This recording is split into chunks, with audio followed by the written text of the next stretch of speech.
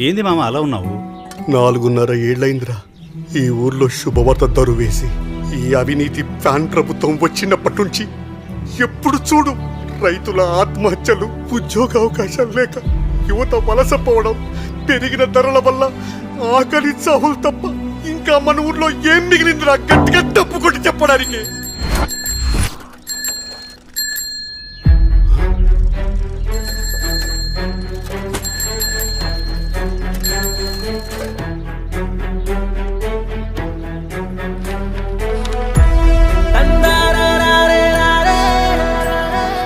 ఇప్పుడే మామా ఊరే కాదు రాష్ట్రమంతా గంతులేసే దరువు.